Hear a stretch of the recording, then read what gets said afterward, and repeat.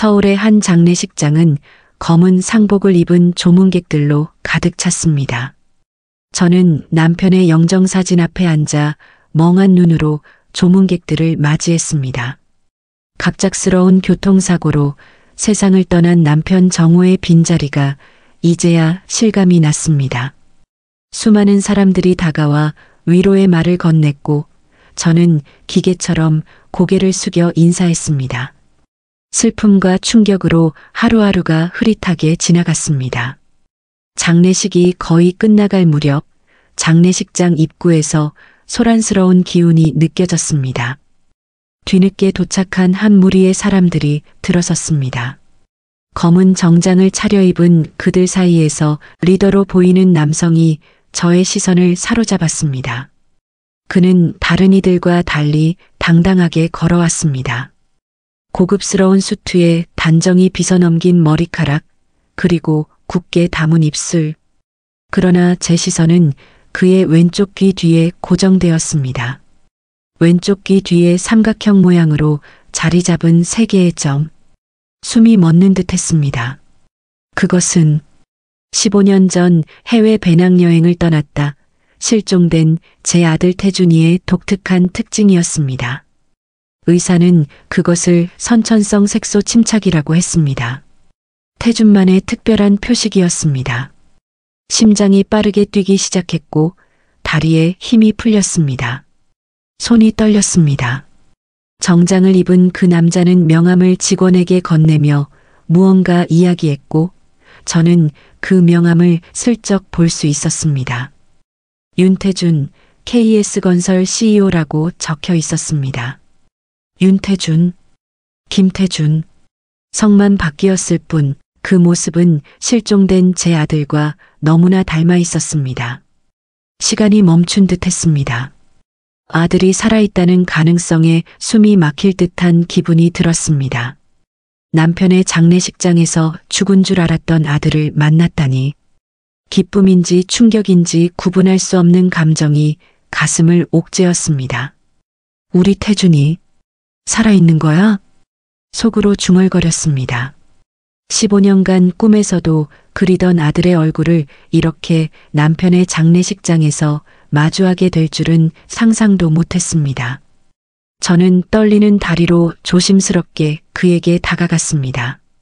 그 남자 윤태준은 남편의 영정사진 앞에 머리를 숙이고 있었습니다. 제 심장은 마구 뛰었고 손은 식은땀으로 축축했습니다. 혹시라도 착각이었다면 어쩌나 하는 두려움과 정말 아들이라면 어떻게 해야 할지 모르는 혼란이 뒤엉켜 있었습니다. 저 실례합니다. 제 남편과 어떤 관계셨나요? 저는 떨리는 목소리로 물었습니다. 윤태준은 고개를 돌려 저를 바라보았습니다. 가까이서 보니 더욱 확신이 들었습니다. 그는 분명 제 아들이었습니다. 하지만 그의 눈에는 어떤 반가움도 알아보는 기색도 없었습니다. 사업상 알게 된 파트너였습니다. 고인께서 많은 도움을 주셨죠. 오래전부터 알고 지내셨나요? 더 물어보고 싶었습니다. 무엇이든 작은 단서라도 찾고 싶었습니다. 하지만 제 질문에 그는 미간을 살짝 찌푸렸습니다. 그렇지는 않습니다. 최근에 알게 되었고 몇 번 뵌 정도였습니다. 그래도 사업적으로 많은 조언을 해주셨기에 감사하게 생각하고 있습니다. 제 눈을 똑바로 쳐다보며 대답했지만 그 눈빛에는 전혀 알아보는 기색이 없었습니다. 어쩌면 저는 정말 착각하고 있는 것일까요? 하지만 귀 뒤에 세 개의 점. 그 특별한 표식은 착각일 리 없었습니다. 성함이 윤태준이라고 하셨죠? 혹시 제가 더 이야기하려는 순간 정장을 입은 여성이 다가와 공손하게 말했습니다. 회장님, 다음 일정이 있습니다. 이제 출발하셔야 합니다. 윤태준은 시계를 확인하고 고개를 끄덕였습니다. 그리고 저에게 다시 고개를 숙여 인사했습니다. 부인께서는 많이 힘드실 텐데 삼가 위로의 말씀드립니다. 고인께서 좋은 곳에 가셨을 겁니다. 그리고 그는 뒤돌아서 자리를 떠났습니다. 저는 그대로 서서 그의 뒷모습을 바라보았습니다. 15년 전 배낭을 메고 집을 나서던 아들의 모습과 겹쳐 보였습니다. 눈물이 볼을 타고 흘러내렸습니다. 태준아, 작게 불러보았지만 그는 돌아보지 않았습니다. 그저 비서와 함께 장례식장을 빠져나갔습니다. 저는 그 자리에 한동안 서 있었습니다. 남편을 잃은 슬픔과 아들을 찾은 듯한 혼란이 뒤섞인 채로 괜찮으세요? 그때 장례식장 직원이 다가와 걱정스럽게 물었습니다. 저는 애써 미소 지으며 고개를 끄덕였습니다. 네, 괜찮아요. 혹시 방금 저와 얘기했던 분 아시나요? 윤태준 씨라고 하던데. 윤태준 씨요? 혹시 아는 사이세요? 요즘 뉴스에도 많이 나오는 분인데 젊은 나이에 큰 회사를 이끌고 계시는 대단하신 분이에요. 저는 그 말을 듣고 결심했습니다. 반드시 진실을 알아내야겠다고. 남편의 장례를 치르고 나면 그 남자가 정말 제 아들인지 확인해야 했습니다. 그가 제 아들이라면 왜 다른 사람으로 살고 있는지, 15년간 무슨 일이 있었는지 알아내야 했습니다. 남편의 장례식을 치른 지 일주일이 지났습니다. 그동안 저는 KS건설과 윤태준에 대해 가능한 모든 정보를 찾아보았습니다. 인터넷 기사, 신문, 경제 매거진까지. 그는 몇 년 전부터 갑자기 한국 건설업계에 등장한 인물이었습니다. 해외에서 성공한 사업가라는 것 외에는 그의 과거에 대한 정보가 거의 없었습니다. 그리고 오늘 저는 마침내 그를 만나기 위해 KS건설 본사를 찾았습니다. 강남 한복판에 우뚝 솟은 KS건설 본사 빌딩 앞에 서자 가슴이 더욱 빠르게 뛰었습니다.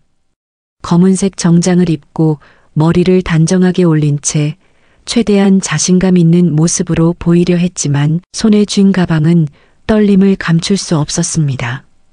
유리문을 밀고 들어서자 현대적인 인테리어의 넓은 로비가 눈앞에 펼쳐졌습니다. 대리석 바닥, 높은 천장, 그리고 중앙에 우뚝 선 회사 로고.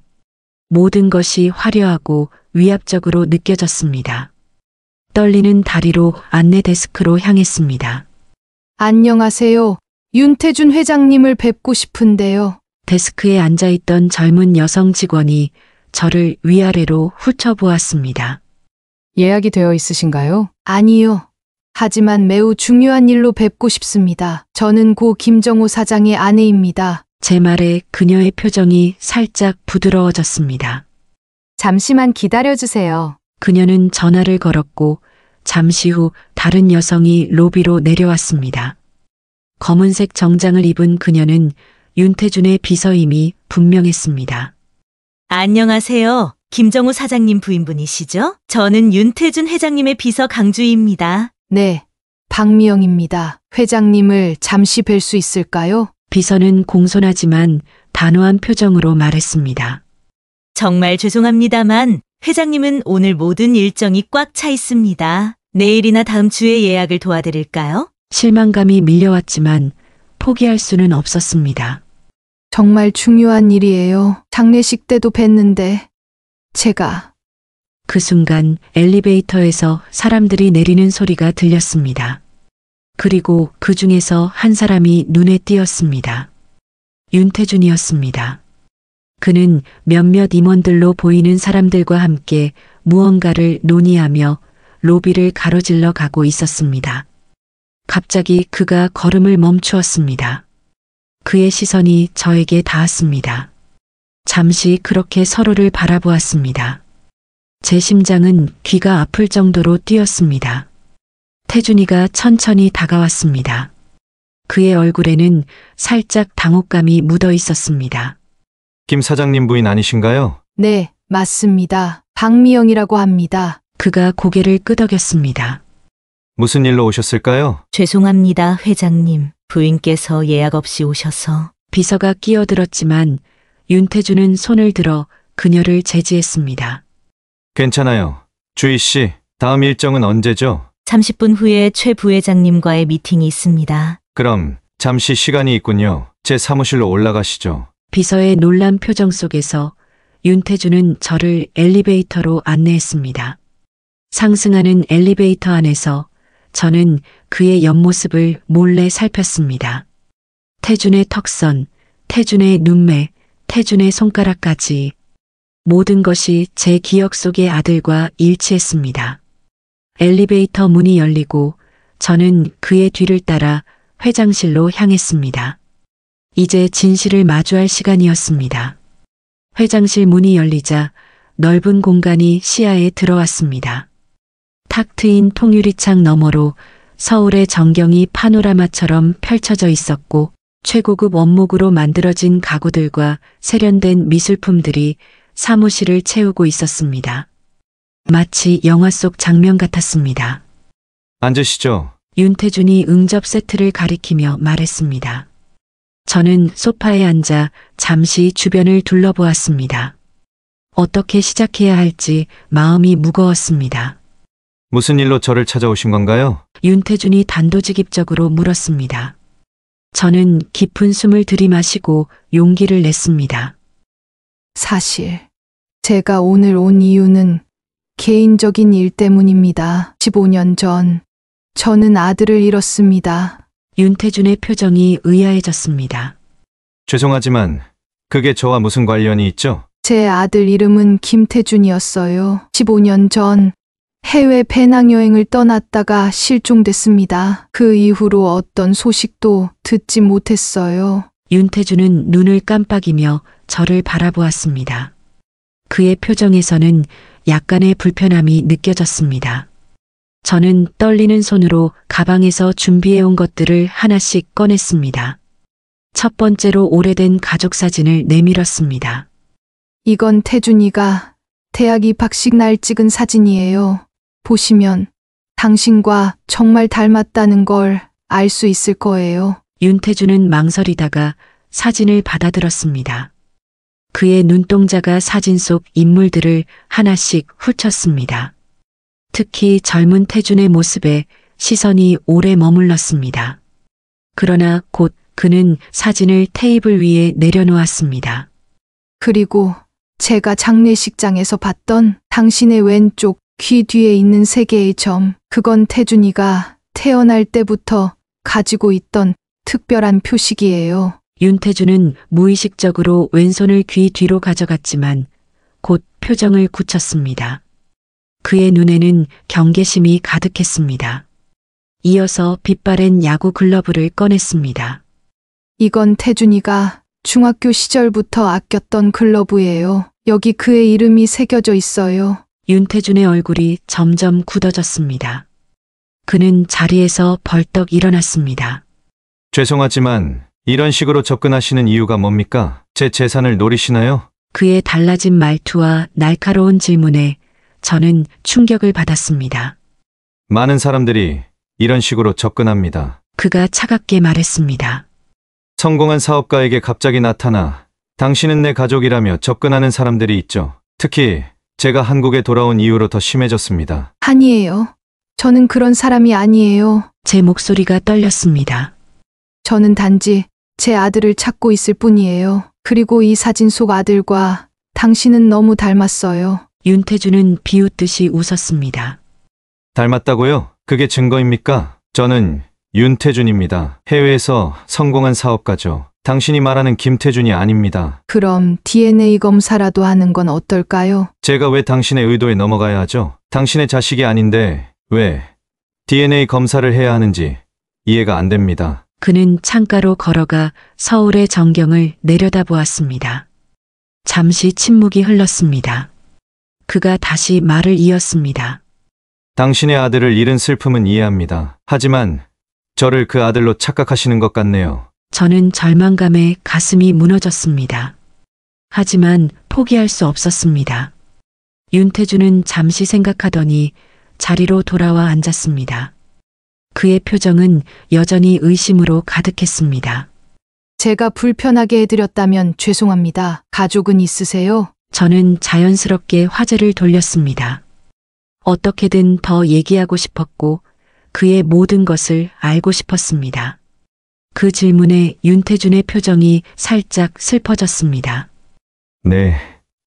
아내와 7살 된 아들이 있습니다. 아이는 건강한가요? 윤태준의 얼굴이 갑자기 어두워졌습니다. 그는 잠시 입을 다물었다가 마치 무언가를 결심한 듯 말했습니다. 아들은 지금 많이 아픕니다. 단질환으로 부분 이식이 필요한 상태입니다. 그가 말했습니다.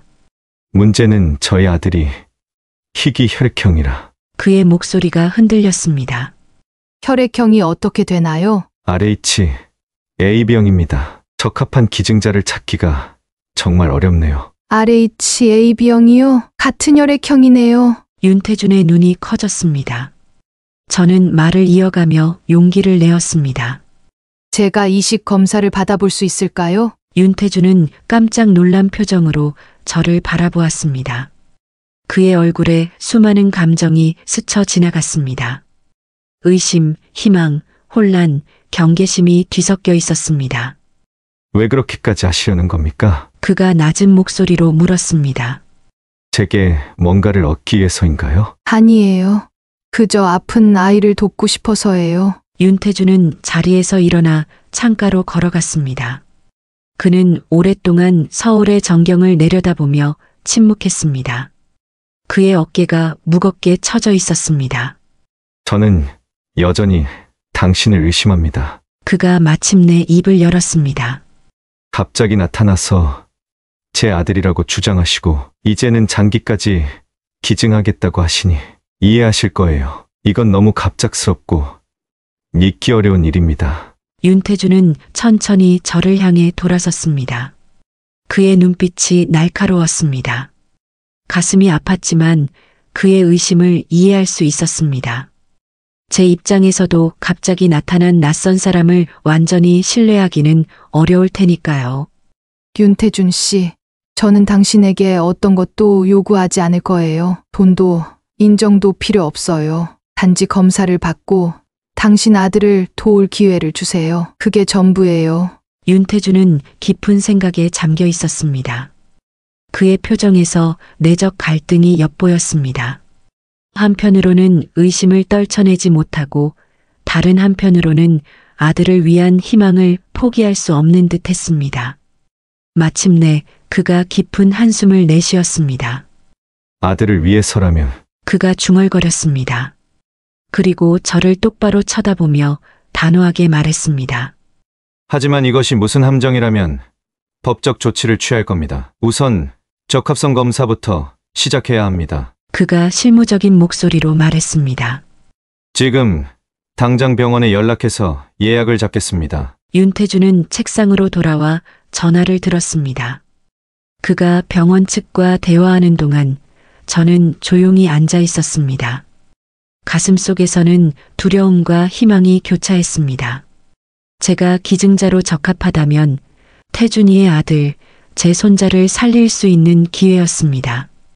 전화를 끊은 윤태준이 저를 바라보았습니다.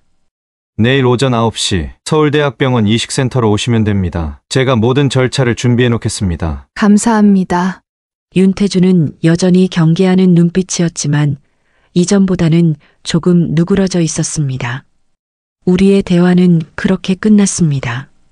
윤태준은 저를 사무실 문까지 배웅했고 우리는 다음 날 병원에서 만나기로 약속했습니다. 엘리베이터를 타고 내려오면서 저는 마음속으로 기도했습니다. 제가 그 아이를 도울 수 있기를, 그리고 이 기회를 통해 제 아들과 다시 연결될 수 있기를. 다음 날 아침 서울대학병원 앞에 도착했습니다. 병원 로비에 들어서자 윤태준이 이미 저를 기다리고 있었습니다. 안녕하세요. 박미영 씨. 그가 공식적인 말투로 인사했습니다. 우리는 함께 엘리베이터를 타고 이식센터 층으로 올라갔습니다. 엘리베이터 안에서는 불편한 침묵이 흘렀습니다. 윤태준의 표정은 여전히 경계심으로 가득했지만 그 속에 걱정과 불안도 엿보였습니다. 아픈 아들을 둔 아버지의 심정이 느껴졌습니다. 이식센터에 도착하자 우리는 곧바로 담당 의사에게 안내받았습니다. 김민우 교수라는 남성이 우리를 맞이했습니다. 안녕하세요. 윤 회장님. 그리고 박미영 님이시죠? 저는 이식외과 김민우 교수입니다. 의사의 사무실에 들어가 자리에 앉았습니다. 김 교수는 우선 재개관 이식 기증에 관한 기본적인 정보와 절차를 설명했습니다. 오늘은 기본적인 검사들을 진행할 예정입니다. 혈액 검사, 간 기능 검사, 심장 상태 확인을 위한 심전도와 심초음파 등이 있습니다. 검사 결과가 나오면 조직 적합성을 판단할 수 있을 겁니다. 얼마나 걸릴까요? 윤태준이 물었습니다. 일부 결과는 오늘 중에 나오고 더 상세한 결과는 하루에서 이틀 정도 소요됩니다. 검사는 예상보다 길고 복잡했습니다. 혈액을 채취하고 심장 검사를 하고 간 초음파를 받았습니다. 저는 모든 과정에 기꺼이 임했습니다. 오후가 되어 일부 결과가 나왔습니다. 김 교수는 우리를 다시 상담실로 불렀습니다. 그의 표정이 놀랍게도 밝았습니다. 놀라운 결과가 나왔습니다. 박미영 님의 초기 검사 결과 기증자로서의 적합성이 매우 높게 나타났습니다. 혈액형은 물론이고 HLA 항원 일치도가 매우 높습니다. 그게 무슨 뜻인가요? HLA는 인체의 면역 시스템과 관련된 유전자입니다. 보통 부모와 자녀 사이에서도 절반 정도만 일치하는데 윤태진님 아들인 우진이와 놀라울 정도로 일치합니다. 이는 이식 성공률을 크게 높일 수 있는 요소입니다. 윤태준의 눈이 커졌습니다. 그는 저를 바라보았고 그의 눈에는 의심과 함께 새로운 감정이 서려 있었습니다. 이렇게 높은 일치도는 흔치 않은 일인가요? 윤태준이 조심스럽게 물었습니다. 네. 특히 혈연 관계가 없는 사람들 사이에서는 매우 드문 일입니다. 김 교수가 대답했습니다. 하지만 김 교수의 표정이 갑자기 심각해졌습니다. 그러나 한 가지 우려되는 점이 있습니다. 김 교수가 차트를 넘기며 말했습니다. 박미영님의 심장 검사 결과에서 약간의 이상이 발견됐습니다. 심전도 검사에서 불규칙한 이름이 나타났고 심초음파에서도 경미한 심장 비대 소견이 있습니다. 그게 무슨 의미인가요? 김 교수는 깊은 숨을 들이마셨습니다.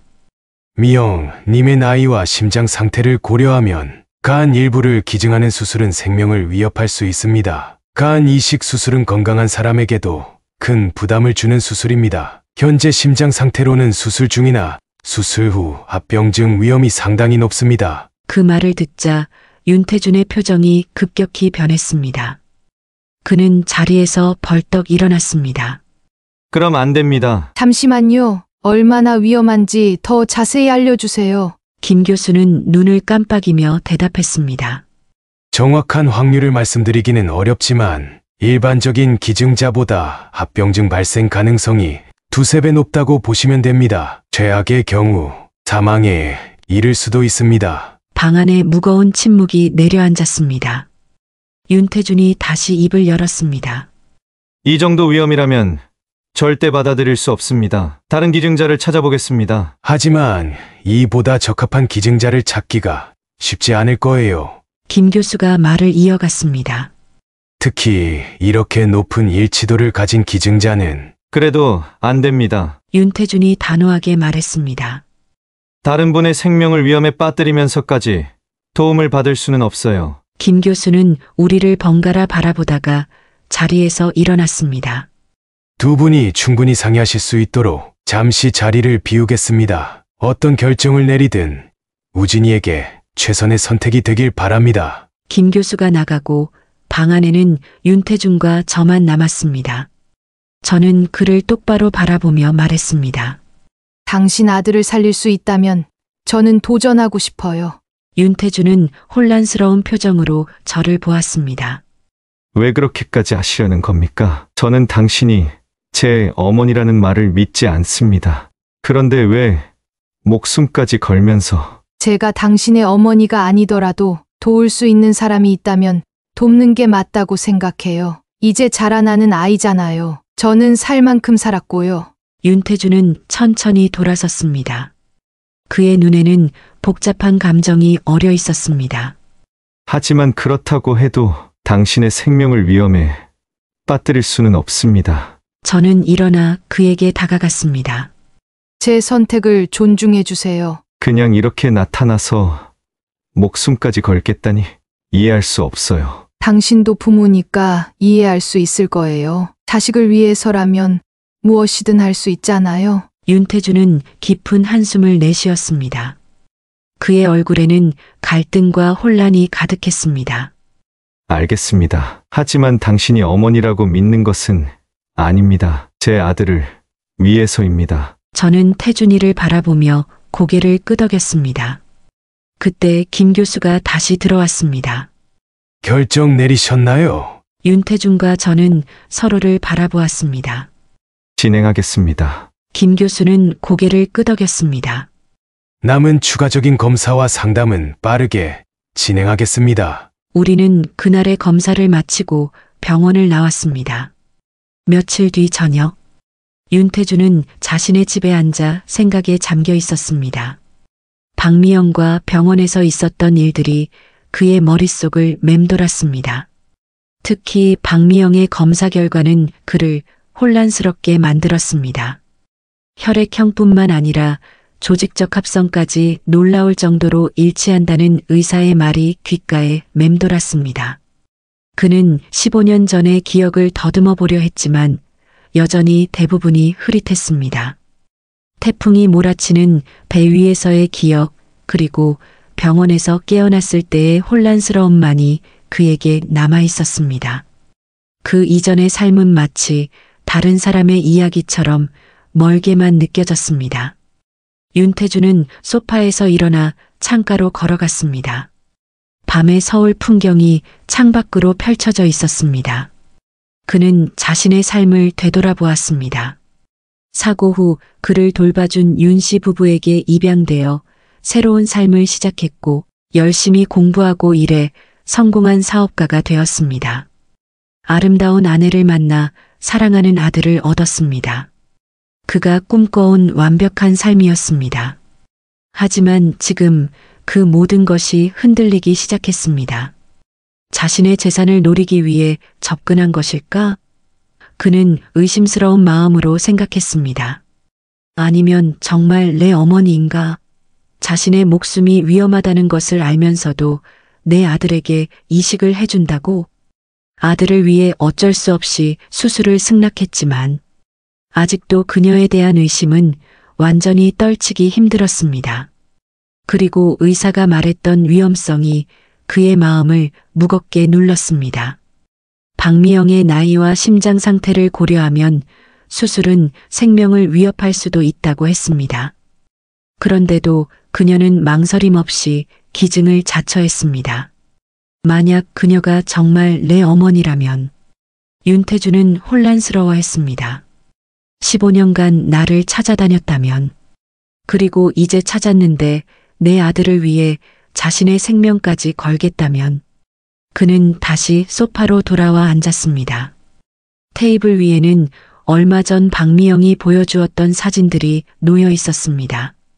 대학 입학식 날 찍은 가족사진, 낡은 야구 글러브.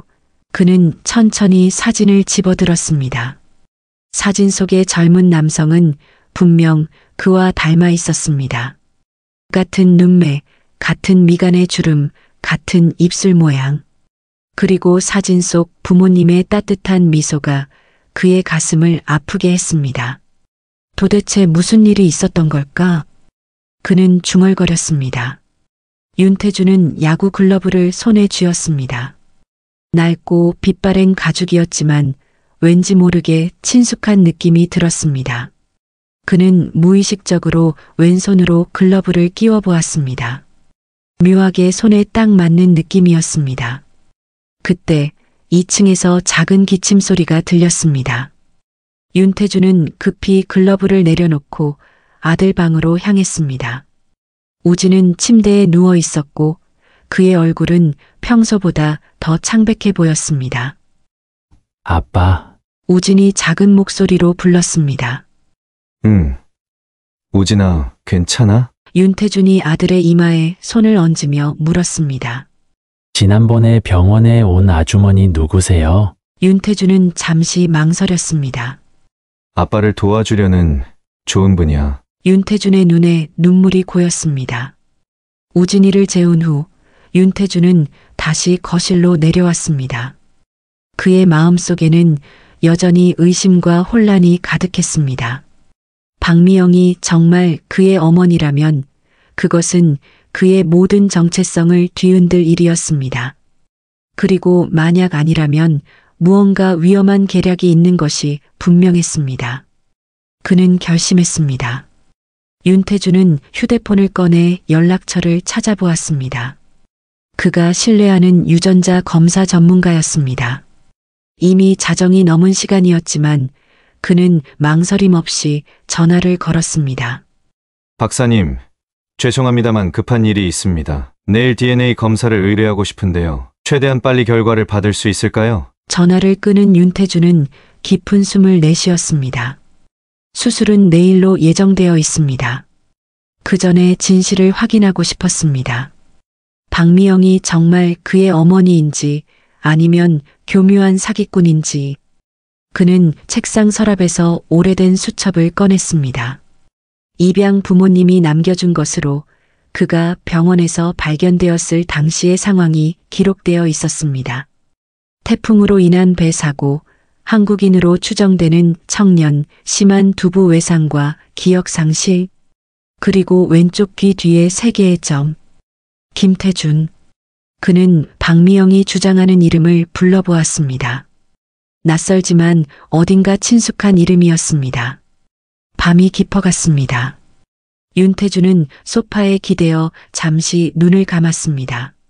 창밖으로 보이는 별들이 서서히 희미해지고 새벽의 첫 빛이 하늘을 물들이기 시작했습니다.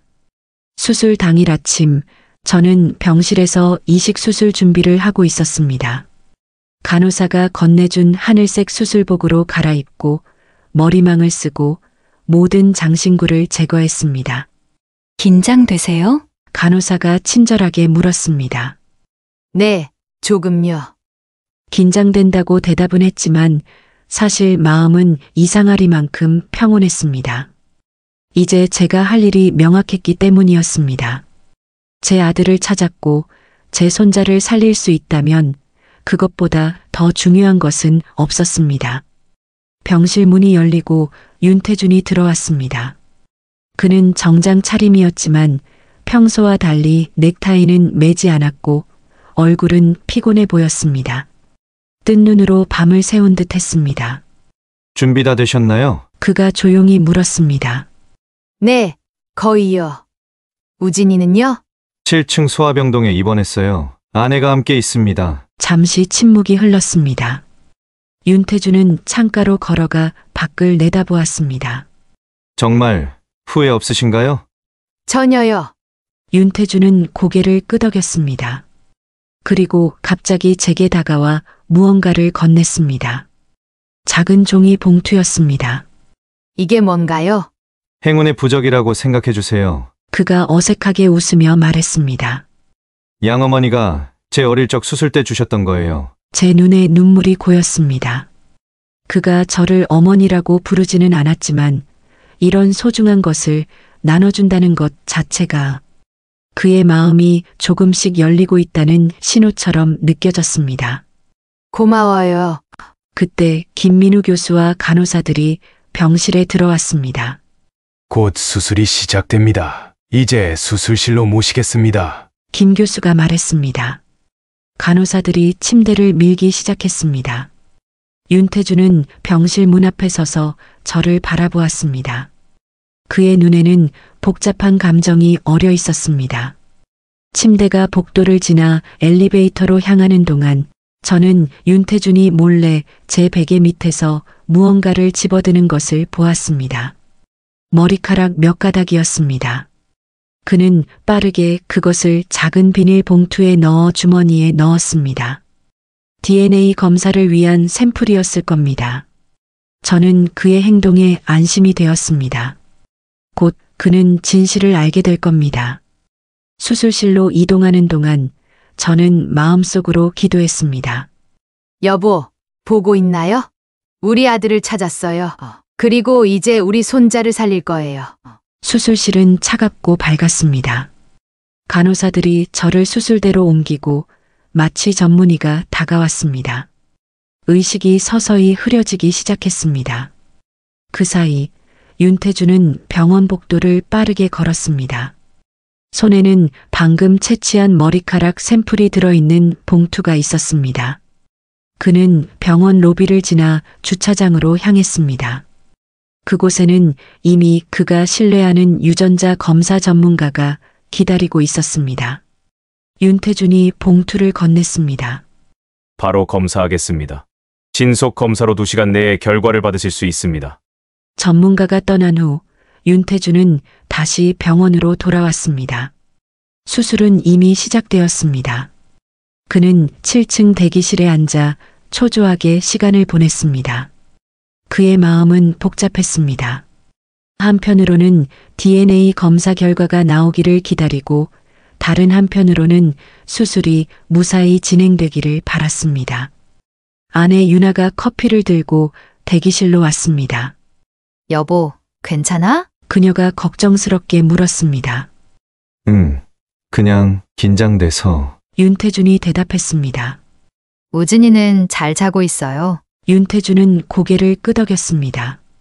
그는 아내에게 DNA 검사에 대해 말하지 않았습니다. 결과가 나오기 전에는 더 많은 혼란을 만들고 싶지 않았습니다. 저분이 정말 당신 어머니일까요? 유나가 조심스럽게 물었습니다. 윤태준은 한숨을 내쉬었습니다. 모르겠어. 하지만 곧 알게 될 거야. 시간이 천천히 흘렀습니다. 수술은 예정대로 진행 중이었고 의사들은 간간히 상황을 알려왔습니다. 수술이 시작된 지 정확히 2시간 후 윤태준의 휴대폰이 울렸습니다. 검사 결과였습니다. 윤 회장님, 결과가 나왔습니다. 윤태준의 심장이 빠르게 뛰기 시작했습니다. 결과는 99.9% 확률로 모자 관계입니다. 오차 범위가 거의 없는 수치입니다. 박미영 씨는 분명히 회장님의 생물학적 어머니입니다. 윤태준의 손에서 전화기가 미끄러져 내릴 뻔했습니다. 그는 근처 벽에 기대어 섰습니다. 숨을 쉬기가 어려웠습니다. 전화를 끄는 윤태준은 그 자리에 한동안 서 있었습니다. 그의 온 세상이 뒤흔들리는 듯한 느낌이었습니다. 15년간 그가 알고 있던 자신의 정체성, 그가 쌓아온 삶, 모든 것이 새로운 의미를 가지게 되었습니다. 김태준. 그는 자신의 본명을 중얼거렸습니다. 이제 그것은 더 이상 낯선 이름이 아니었습니다. 그의 기억 속에서 희미한 파편들이 떠올랐습니다. 대학 입학식 날의 기쁨, 배낭여행을 준비하던 설렘, 그리고 태풍이 몰아치던 바다 위에서의 공포. 완전한 기억은 아니었지만 조각들이 서서히 맞춰지기 시작했습니다. 윤태준은 대기실로 돌아가 아내에게 다가갔습니다. 여보, 말해줄 게 있어. 그가 떨리는 목소리로 말했습니다. 유나는 그의 눈에 맺힌 눈물을 보고 놀랐습니다. 방금 DNA 검사 결과가 나왔어. 박미영 씨는 정말로 내 어머니야. 유나의 눈이 커졌습니다. 그녀는 잠시 말을 잇지 못했습니다. 나는 15년 전에 실종된 김태준이야. 유나는 말없이 그를 끌어안았습니다. 그들은 한동안 그렇게 서 있었습니다. 윤태준의 어깨가 흔들렸습니다. 그때 수술실에서 나온 김 교수가 그들에게 다가왔습니다. 그의 얼굴은 피곤해 보였고 이마에는 땀이 맺혀 있었습니다. 무엇보다 그의 표정이 심각했습니다. 김 교수는 심호흡을 한 뒤 입을 열었습니다. 우진이의 상태는 안정적입니다. 이식된 간이 잘 기능하고 있어요. 윤태준과 유나의 얼굴에 안도의 표정이 스쳤지만 곧 긴장감이 다시 감돌았습니다. 김 교수의 표정에 여전히 무거움이 느껴졌기 때문입니다. 하지만 박미영 님의 상태가 위중합니다. 출혈이 심해 위험한 상황입니다. 윤태준의 얼굴에서 핏기가 싹 가셨습니다. 수술 과정에서 예상치 못한 합병증이 발생했습니다. 간 일부를 절제하는 과정에서 출혈이 시작됐고, 그것이 점점 악화되었어요. 게다가 심장에도 무리가 갔습니다. 윤태주는 말문이 막혔습니다. 그의 머릿속에는 혼란스러운 생각들이 맴돌았습니다. 방금 찾은 어머니를 다시 잃게 될지도 모른다는 공포, 어머니가 자신의 아들을 살리기 위해 생명을 걸었다는 슬픔, 그리고 15년 동안 어머니를 알아보지 못했다는 죄책감까지. 지금 최선을 다해 출혈을 막고 있습니다. 김 교수가 말을 이었습니다. 하지만 솔직히 말씀드리자면 상황이 매우 좋지 않습니다. 다음 1시간이 고비가 될 것 같습니다. 윤태주는 벽에 기대어 섰습니다. 다리에 힘이 빠지는 것 같았습니다.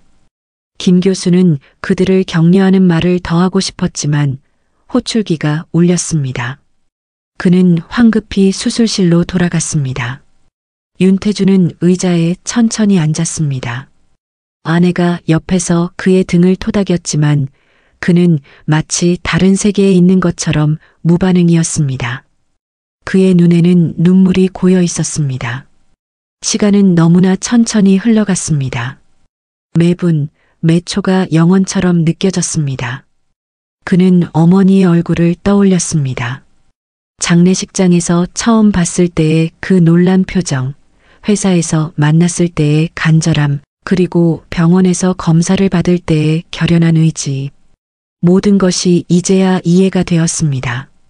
그녀의 모든 행동은 잃어버린 아들을 찾고 그 아들의 행복을 지키기 위한 것이었습니다.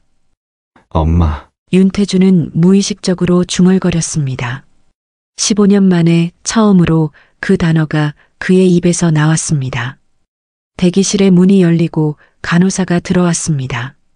윤 회장님, 우진이가 회복실에서 깨어났습니다. 상태가 안정적이에요. 윤아는 기쁨에 찬 표정으로 일어났습니다. 윤아는 윤태준을 바라보고 같이 가자는 눈빛을 보냈지만 태준은 잠시 고민했습니다. 물론 아들이 걱정되었지만 지금 그의 마음은 수술실 안에 있는 어머니에게 더 가 있었습니다. 당신이 먼저 가봐. 난 여기서 기다릴게. 윤아는 이해한다는 듯 고개를 끄덕이고 간호사를 따라 나갔습니다. 혼자 남은 윤태주는 수술실 문을 바라보며 깊은 생각에 잠겼습니다. 그의 눈은 계속해서 시계를 향했습니다. 이미 1시간이 지났지만 아직 소식이 없었습니다. 마침내 수술실 문이 열렸습니다. 김 교수가 지친 표정으로 나왔습니다. 윤태주는 급히 다가갔습니다. 어떻게 됐습니까? 그의 목소리는 거의 속삭임에 가까웠습니다. 김 교수의 표정은 여전히 무거웠습니다. 출혈은 일단 멈췄습니다. 하지만 상태가 여전히 불안정해요. 심장에 무리가 많이 갔고 혈압도 낮습니다. 살 수 있을까요? 윤태주는 떨리는 목소리로 물었습니다. 지금으로서는 확실한 말씀을 드리기 어렵습니다. 윤태준의 눈에서 눈물이 흘러내렸습니다. 그는 더 이상 감정을 억누를 수 없었습니다. 제발 엄마를 살려주세요. 그가 흐느끼며 중얼거렸습니다. 김 교수는 윤태준의 눈에서 흘린 눈물을 보며 고개를 끄덕였습니다. 최선을 다하겠습니다. 지금은 그분도 굉장히 강한 의지를 보여주고 계세요. 아마 아들을 위해, 손자를 위해 버티고 계신 것 같습니다. 윤태준은 고개를 끄덕였습니다. 그는 눈물을 훔치며 김 교수에게 물었습니다. 잠시 볼 수 있을까요? 김 교수는 잠시 고민하다가 고개를 끄덕였습니다. 중환자실로 옮기는 동안 잠시 볼 수 있을 겁니다. 하지만 말을 걸거나 접촉하시면 안 됩니다. 윤태준은 김 교수를 따라 수술실 밖 복도로 나갔습니다. 얼마 후 침대가 밀려 나왔습니다. 여러 모니터와 튜브가 연결된 박미영이 눈을 감은 채 누워 있었습니다. 그녀의 얼굴은 창백했고 숨소리도 약했습니다. 윤태준은 침대 옆에 잠시 서서 어머니의 얼굴을 바라보았습니다. 그의 가슴은 아픔으로 가득 찼습니다. 엄마. 그가 침대를 따라 걸으며 속삭였습니다. 간호사들이 침대를 중환자실로 밀고 갔고 윤태주는 그 자리에 홀로 서 있었습니다. 그의 얼굴에는 눈물이 흘러내렸지만 그는 더 이상 그것을 숨기려 하지 않았습니다. 그렇게 눈물로 얼굴진 긴 밤이 지나고 아침이 밝았습니다. 윤태주는 중환자실 밖 의자에서 밤을 지새웠습니다. 병원 규정상 중환자실 내부에 상주할 수는 없었지만 그는 최대한 가까이 있기를 원했습니다. 간간히 간호사들이 나와 상태를 알려주었고 새벽 무렵부터는 상태가 조금씩 안정되고 있다는 희망적인 소식이 들려왔습니다. 날이 밝아올 무렵 중환자실에서 김민우 교수가 나왔습니다. 그는 피곤해 보였지만 밤새 있었던 것보다는 다소 긴장이 풀린 표정이었습니다. 윤태준이 벌떡 일어났습니다. 앉아 계세요. 김 교수가 손짓하며 말했습니다. 밤새 거의 주무시지 못했을 텐데요. 어머니, 상태가 어떤가요? 김 교수는 미소를 지었습니다. 상태가 많이 호전되고 있습니다. 혈압이 안정되었고 심장 기능도 회복되고 있어요. 아직 안심할 단계는 아니지만 고비는 넘긴 것 같습니다. 윤태준의 얼굴에 안도의 미소가 번졌습니다. 그는 자신도 모르게 눈물을 훔쳤습니다. 정말 감사합니다. 교수님. 감사하실 분은 박미영 님이세요. 정말 놀라운 의지력을 보여주셨어요. 저희 의료진도 정말 기적이라고 생각하고 있습니다. 윤태준은 고개를 끄덕였습니다. 언제쯤 뵐 수 있을까요? 오후에 회복실로 옮길 예정입니다. 그때 잠시 면회하실 수 있을 거예요. 윤태준은 그날 오후를 기다리며 병원에 머물렀습니다. 그는 우진이의 병실과 중환자실을 오가며 시간을 보냈습니다. 우진이는 놀랍도록 빠르게 회복되고 있었고 이미 침대에 앉아 가볍게 식사까지 할 수 있었습니다. 오후 3시경 간호사가 윤태준을 찾아왔습니다. 윤 회장님, 박미영 님이 회복실로 이동하셨습니다. 지금 면회하실 수 있어요. 윤태준은 가슴이 두근거리는 느낌으로 회복실로 향했습니다. 문 앞에서 잠시 멈춰 깊은 숨을 들이마셨습니다. 지난 며칠간 그의 인생은 완전히 뒤바뀌었습니다. 15년간 잃어버렸던 정체성을 되찾았고 그와 함께 어머니도 다시 찾았습니다. 회복실은 조용했습니다. 몇 개의 병상이 있었지만 커튼으로 구분되어 있어 프라이버시가 보장되었습니다. 간호사는 윤태준을 박미영이 있는 병상으로 안내했습니다. 면회 시간은 15분입니다. 환자가 피로해하시면 바로 나가주세요. 간호사가 주의를 주었습니다. 윤태준은 고개를 끄덕이고 커튼 안으로 들어갔습니다. 병상에는 박미영이 누워 있었습니다. 그녀의 얼굴은 여전히 창백했고 여러 기계와 튜브가 연결되어 있었지만 호흡은 안정적이었습니다. 윤태준은 조용히 그녀 옆에 의자에 앉았습니다. 그는 조심스럽게 어머니의 손을 잡았습니다. 그 손은 차갑고 약했지만 여전히 생명력이 느껴졌습니다. 윤태준은 그 손을 가만히 쥐고 있었습니다. 그의 마음은 복잡한 감정으로 가득했습니다. 기쁨, 후회, 안도, 그리고 깊은 감사. 윤태준은 말없이 어머니의 손을 잡은 채 그녀의 얼굴을 바라보았습니다. 그는 어머니의 얼굴에서 자신의 모습을 찾을 수 있었습니다. 같은 눈매, 같은 콧날, 그리고 무엇보다 그 의지의 표정까지. 갑자기 미영의 손가락이 미세하게 움직였습니다. 윤태준은 깜짝 놀라 어머니의 얼굴을 주시했습니다. 미영의 눈꺼풀이 천천히 떨리더니 마침내 눈을 떴습니다. 처음에는 초점이 없는 눈빛이었지만 곧 윤태준에게 시선이 고정되었습니다. 윤태준의 눈에서 눈물이 쏟아졌습니다. 어머니, 감사합니다. 그가 떨리는 목소리로 말했습니다. 처음으로 그는 박미영을 어머니라고 불렀습니다. 미영의 눈에도 눈물이 고였습니다. 그녀는 작은 미소를 지었습니다. 내 아들. 그녀가 겨우 속삭였습니다. 윤태주는 어머니의 손을 더 단단히 잡았습니다. 네, 어머니, 저 김태준이에요. 미영은 천천히 고개를 끄덕였습니다. 그녀의 눈에는 말로 표현할 수 없는 기쁨이 어려 있었습니다. 우진이는 어떻게? 그녀가 물었습니다. 잘 지내고 있어요. 회복이 정말 빨라요. 미영의 입가에 안도의 미소가 번졌습니다. 다행이구나. 그 아이가 건강하면 돼. 어머니 덕분이에요. 어머니가 손자를 살렸어요. 그리고 저도 찾아주셨어요. 미영은 떨리는 손을 들어 윤태준의 얼굴을 쓰다듬었습니다. 그녀의 눈에 눈물이 가득 고였습니다.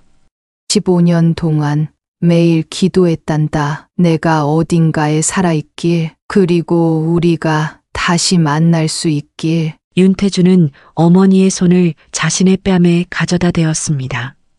그의 눈물이 그 손을 적셨습니다. 죄송해요. 어머니, 기억하지 못해서, 알아보지 못해서. 그건 내 잘못이 아니야. 미영이 부드럽게 말했습니다.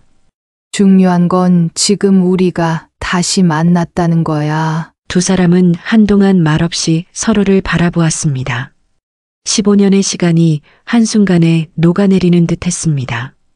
비록 윤태준의 기억은 아직 완전하지 않았지만 그의 가슴은 이미 진실을 알고 있었습니다.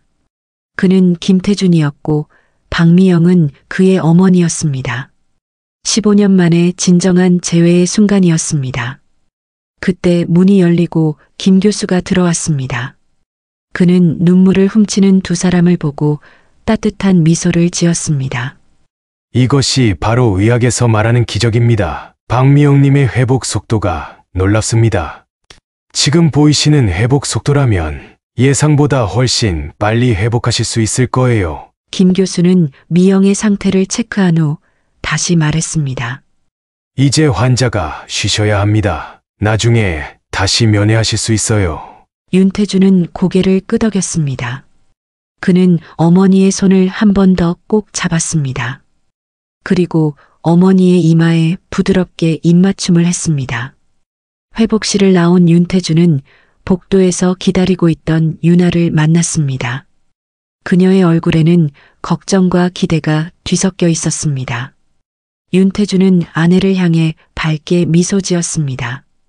그의 눈에는 여전히 눈물이 맺혀 있었지만 이제 그것은 슬픔의 눈물이 아니었습니다. 어머니가 깨어나셨어. 유나는 기쁨에 찬 표정으로 남편을 끌어안았습니다. 여보, 고마워. 윤태준이 속삭였습니다. 이 모든 상황에서 날 이해해줘서. 당연하지. 우리는 가족이잖아. 유나가 대답했습니다. 그렇게 수술한 지 이틀이 지났습니다.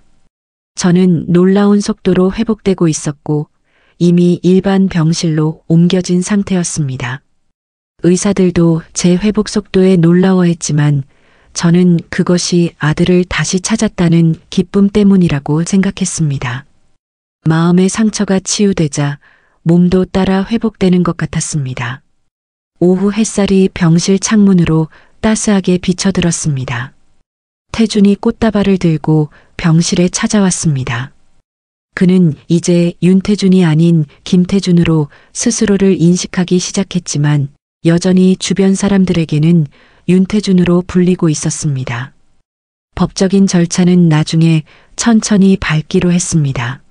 어머니, 오늘은 좀 어떠세요? 태준이 꽃병에 물을 채우며 물었습니다.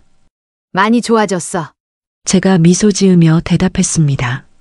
의사 선생님이 회복이 빠르다고 놀라시더라고. 태준은 꽃을 꽃병에 예쁘게 꽂은 후 제 침대 옆에 앉았습니다. 그의 얼굴에는 피로가 역력했지만 눈빛은 밝았습니다. 이전의 날카로운 경계심은 온데간데였고 그 자리에 따뜻함이 자리 잡았습니다. 우진이는 어떻게 지내? 잘 지내고 있어요. 어머니의 간이 잘 맞은 모양이에요. 제 입가에 미소가 번졌습니다. 손자가 건강하게 회복되고 있다는 소식만큼 기쁜 일은 없었습니다. 만나보고 싶은데 아직은 몸이 좀 버거워서. 걱정 마세요.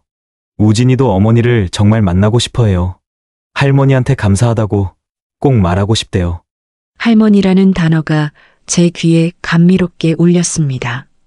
15년 전 잃어버린 아들을 찾은 것도 기적이지만 이제 손자까지 생겼다는 것은 또 다른 기적이었습니다. 잠시 침묵이 흘렀습니다. 태주는 창밖을 바라보며 무언가 생각에 잠긴 듯 했습니다. 그의 표정에 복잡한 감정이 스쳐 지나갔습니다. 한 가지 궁금한 게 있어요. 아버지는 어떤 분이셨어요? 그가 조심스럽게 물었습니다. 제 가슴이 찡했습니다. 남편 정우를 떠올리니 여전히 마음이 아팠습니다. 하지만 이제 그 아픔 속에 위로가 함께했습니다. 아들을 찾았으니까요. 내 아버지는 정말 좋은 사람이었어. 성실하고 책임감이 강했지. 그리고 너를 정말 사랑했단다. 내가 실종됐을 때 그는 모든 것을 포기하고 널 찾아다녔어. 전 세계를 다녔지. 태준의 눈에 눈물이 고였습니다. 그는 고개를 숙이고 손으로 눈물을 훔쳤습니다. 기억이 나지 않아서 죄송해요. 괜찮아, 태준아. 그건 내 잘못이 아니야. 제가 그의 손을 잡으며 말했습니다. 잠시 생각에 잠겼다가 문득 궁금한 점이 떠올랐습니다. 그런데 아빠와는 어떤 관계였어? 장례식장에는 어떻게 오게 된 거야? 태주는 잠시 생각에 잠겼다가 대답했습니다. 3개월 전 한국에 왔을 때 우연히 아버지 회사와 거래를 하게 됐어요. 저희 KS건설이 아버지 회사와 합작 프로젝트를 진행하게 되었거든요. 제 심장이 빠르게 뛰기 시작했습니다. 남편이 너를 직접 만났다고? 태준이 고개를 끄덕였습니다. 네, 사업적으로 많은 조언을 해주셨죠. 아버지가 널 알아보지 않았니? 태준은 어깨를 으쓱했습니다. 특별한 반응은 없으셨어요. 저는 생각에 잠겼습니다. 그가 아들을 봤다면 알아보지 않았을 리가 없는데 남편은 아들을 그토록 찾아 헤맸는데 정말로 알아보지 못했을까요? 그건 거의 불가능해 보였습니다. 어머니, 괜찮으세요? 태준이 걱정스럽게 물었습니다. 응, 괜찮아. 그냥 내 아버지 생각을 하니까 조금 감정이 복잡해져서. 태준은 제 손을 꼭 잡아주었습니다. 제 눈에 눈물이 고였습니다. 남편에 대한 그리움과 아들을 되찾은 기쁨이 뒤섞여 복잡한 감정이 일었습니다. 하지만 남편이 태준을 만났다는 사실이 계속 마음에 걸렸습니다. 무언가 이상했습니다. 남편이 정말로 아들을 알아보지 못했을까요? 태준아, 너와 아버지가 만난 날짜 기억나니? 제가 조심스럽게 물었습니다. 태준은 잠시 생각했습니다. 첫 만남은 약 3개월 전이었어요. 그 후로 몇 번 더 만났고요. 3월 초 남편이 사고를 당한 것은 4월 말이었습니다. 그 사이에 거의 2달의 시간이 있었습니다. 2달 동안 남편은 무엇을 했을까요? 왜 저에게 아들을 찾았다는 말을 하지 않았을까요? 퇴원 후 약 3주가 지났습니다. 저는 이제 집에서 휴식을 취하며 회복에 전념하고 있었습니다. 태주는 매일 저를 찾아와 도움을 주었고 우진이도 종종 함께 왔습니다. 손자는 놀라울 정도로 빠르게 회복되어 이미 학교에 다시 다니기 시작했습니다. 제 삶은 갑작스럽게 변했지만 그 변화는 기적과도 같았습니다. 잃어버린 아들을 되찾고 새로운 가족을 얻었으니까요. 하지만 제 마음 한구석에는 여전히 의문이 남아 있었습니다. 남편 정우가 태준을 만났다는 사실이 계속 저를 괴롭혔습니다. 오늘은 아버지의 유품을 정리해보는 게 어떨까? 제가 태준에게 제안했습니다. 태준은 잠시 고민하더니 고개를 끄덕였습니다. 네. 그러면 좋겠어요. 저도 아버지에 대해 더 알고 싶어요. 그렇게 우리는 남편 정호의 서재로 향했습니다. 서재는 남편이 생전에 가장 많은 시간을 보냈던 공간이었습니다. 책장에는 건축 관련 서적들과 가족 사진들이 나란히 놓여 있었고 책상 위에는 그의 마지막 프로젝트 도면이 여전히 펼쳐져 있었습니다. 우리는 천천히 서재의 물건들을 살펴보기 시작했습니다. 책장의 책들, 서랍 속의 문서들, 캐비닛 안의 상자들. 남편은 매우 체계적인 사람이었기에 모든 것이 정리되어 있었습니다. 하지만 한 서랍만큼은 잠겨 있었습니다. 책상 왼쪽 아래에 있는 작은 서랍이었습니다. 이건 열어본 적이 없어. 항상 잠겨 있었거든. 열쇠는 없나요? 저는 고개를 저었습니다. 아버지만 알고 있었을 거야. 태주는 잠시 생각하다가 책상 위의 펜 홀더를 살펴보았습니다. 그는 그 아래에서 작은 열쇠를 발견했습니다. 이걸로 한번 해볼까요? 열쇠는 서랍에 완벽하게 맞았습니다. 서랍이 열리자 그 안에는 가죽 표지의 다이어리 한 권이 들어 있었습니다. 남편의 이름이 금박으로 새겨진 다이어리였습니다. 태준이 조심스럽게 그것을 꺼냈습니다. 우리는 함께 소파에 앉아 다이어리를 펼쳤습니다. 첫 페이지에는 날짜가 기록되어 있었습니다. 그것은 태준이 실종된 날로부터 시작되어 있었습니다. 아버지가 15년 동안 일기를 썼구나. 우리는 천천히 페이지를 넘겼습니다.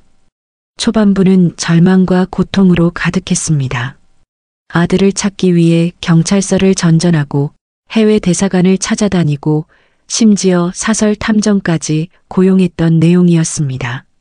중간 부분에는 간간히 희망의 흔적이 보였다가 다시 절망으로 돌아가는 감정의 롤러코스터가 기록되어 있었습니다. 그리고 마지막 부분, 남편이 사고로 세상을 떠나기 몇 달 전부터 우리는 충격적인 하지만 어쩌면 예상했던 내용을 발견했습니다. 3월 5일 오늘 KS건설의 윤태준 회장을 만났다. 젊은 나이에 대단한 성공을 이룬 사업가였다. 하지만 그를 보는 순간 가슴이 멎는 것 같았다. 그의 얼굴, 목소리, 심지어 손짓까지 우리 태준과 너무 닮아 있었다. 15년이란 세월이 흘렀지만 아버지는 자식을 알아볼 수 있다. 그가 우리 아들일까? 하지만 어떻게 확인할 수 있을까? 3월 12일 오늘 다시 윤태준을 만났다. 의도적으로 태준이 좋아했던 이야기들을 꺼내보았지만 그는 아무런 반응을 보이지 않았다. 하지만 그의 귀에 있는 점, 이건 우연이 아니다. 내 가슴은 확신으로 가득 차지만 이성은 증거를 요구한다. 3월 20일 DNA 검사를 어떻게 할지 알아보고 있다. 하지만 쉽지 않다. 윤태준의 머리카락이나 타액 같은 샘플을 어떻게 구할 수 있을까? 그리고 만약 그가 정말 우리 아들이라면 왜 기억을 잃었을까? 무슨 일이 있었던 걸까? 4월 2일 오늘 의사 친구를 만났다. 그에게 기억상실증에 대해 물어보았다. 심한 외상이나 충격으로 장기 기억상실이 가능하다고 한다. 특히 배에서 사고가 났다면 산소 부족으로 인한 뇌 손상이 있었을 수도 있다고. 윤태준이 정말 우리 태준이라면 그는 자신의 과거를 전혀 기억하지 못하는 것 같다. 4월 15일 드디어 방법을 찾았다. 다음 주 회의에서 윤태준과 함께 식사를 할 예정이다. 그때 그의 컵이나 수저를 확보해 검사할 계획이다. 미영에게는 아직 말하지 않았다. 확실한 증거가 있기 전에 그녀에게 헛된 희망을 주고 싶지 않다. 그리고 마지막 페이지, 정우가 사고로 세상을 떠나기 하루 전에 쓴 것이었습니다. 4월 29일 미영아, 기적 같은 일이 일어났어. 우리 아들 태준이 살아있어. 믿기지 않겠지만 내가 직접 만났어. 그는 나를 알아보지 못했어. 태준이가 우리 아들임이 확실해지면 우리 셋 다시 가족이 될 수 있을 거야. 내일 검사 결과가 나오면 바로 너에게 말할게. 조금만 기다려 미영아. 마지막 문장을 읽자 제 눈에서 눈물이 쏟아졌습니다. 남편은 알고 있었습니다. 그는 아들을 찾았지만 확실한 증거를 갖기 전에 저에게 말하지 않았던 것입니다. 그리고 그 증거를 확보하기 직전에 갑작스러운 사고로 세상을 떠났습니다. 아버지가 알고 계셨군요. 태준의 목소리가 떨렸습니다. 그의 얼굴에도 눈물이 흘러내렸습니다. 저도 눈물이 흘렀습니다. 혼자서 그 비밀을 안고 있었다니. 태준은 다이어리를 조심스럽게 넘기며 아버지의 글씨를 손가락으로 쓰다듬었습니다. 저는 아버지를 알아보지 못했어요. 하지만 아버지는 정말 대단한 분이셨어요. 끝까지 포기하지 않으셨고 결국 저를 찾아내셨으니까요. 그는 벽에 걸린 아버지의 사진을 오랫동안 바라보았습니다. 그의 눈에는 복잡한 감정이 어려 있었습니다. 슬픔, 후회, 그리고 깊은 존경. 어머니, 이제 저와 어머니가 아버지의 뜻을 이어갈 거예요. 우리 가족이 다시 하나가 되는 거죠. 저는 고개를 끄덕였습니다. 15년의 기다림 끝에 우리 가족은 드디어 다시 만났습니다. 비록 남편은 이 순간을 함께하지 못했지만 그의 사랑과 헌신이 우리를 다시 하나로 모았습니다. 그래, 그게 아버지가 원하셨던 거야. 우리 가족이 다시 하나 되는 거. 그날 밤 태준이 돌아간 후 저는 남편의 사진 앞에 오래도록 앉아 있었습니다. 가슴 속에는 슬픔과 감사함이 교차했습니다. 당신 덕분에 우리 아들을 다시 찾았어요. 고마워요. 그리고 사랑해요. 인생은 때로 우리가 상상할 수 없는 방식으로 펼쳐집니다. 저는 남편을 잃는 슬픔 속에서 아들을 되찾는 기쁨을 경험했습니다. 그것은 마치 남편의 마지막 선물과도 같았습니다. 이제 저는 알았습니다. 진정한 사랑은 죽음으로도 끝나지 않는다는 것을. 남편의 사랑은 지금도 우리 가족을 지키고 있었습니다.